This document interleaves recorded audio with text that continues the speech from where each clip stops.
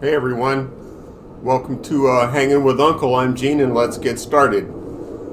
Today I want to talk about acts of war and the acts of war that the United States has committed under Cadet Bonespurs by seizing an unarmed oil tanker off the coast of Venezuela.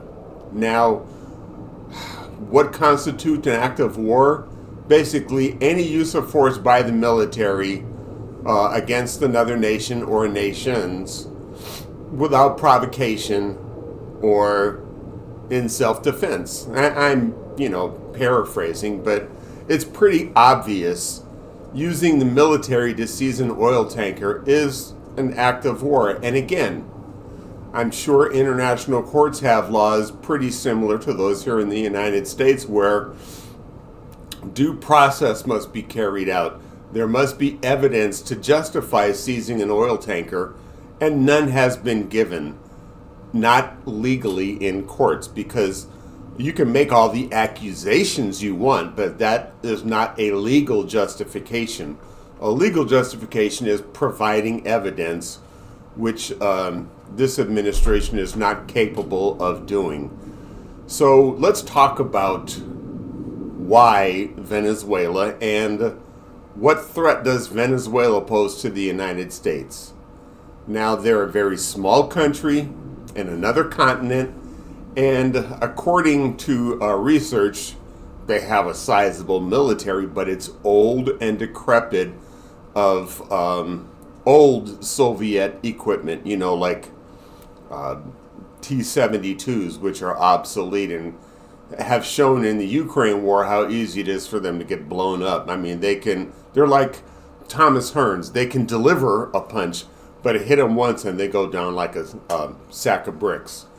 Not any disrespect to the Hitman, because I've always been a fan, but, just evidence speaks for itself. I mean, it's pretty obvious. So why is the United States using military force on unarmed vessels in Venezuela?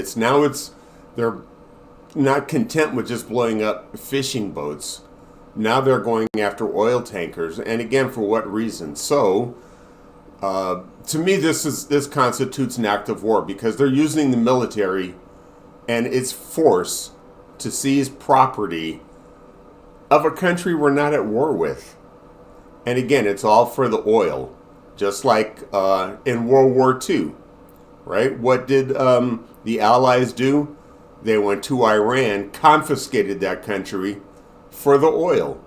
Now, Hitler was on his way to Iran to fight the Allies there, but he was unsuccessful for a number of reasons, and I'm not trying to give a history lesson on that. But again, it was all over the oil because Iran is very rich in oil, and the Shah was sympathetic to the Allies versus the Axis powers back then.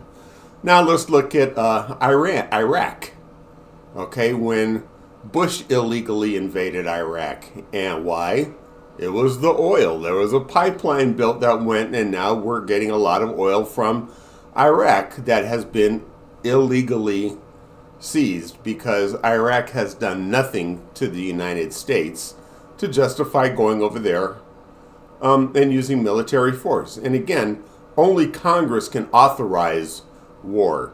So these actions, number one, constitute an act of war, but are not war because the resident of the United States is committing war crimes. And as far as I'm concerned, he and his cabinet belong at The Hague to stand justice for these war crimes.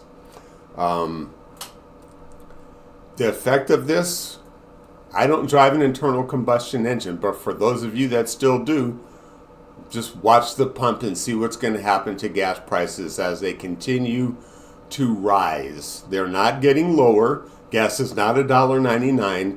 It's expensive. It's going to get more expensive. And, it reminds me of that joke. How many Trump supporters does it take to change a light bulb? And the answer is none. They all sit in a corner in the dark and cheer when Trump tells them the light is on. So that's how idiot and brainless that the MAGA followers are. And that's, I guess, I'm going off on a side note now, but there's no way to justify what's happening in Venezuela. None. I would love to know what your thoughts are. Please leave them in the comments section below. I'm Gene. Thank you for hanging with Uncle. And remember to be kind to one another. Just treat each other the way you want to be treated. I don't want Venezuela coming here illegally, using their military to seize our assets. And by the same token, we should not be doing the same to them.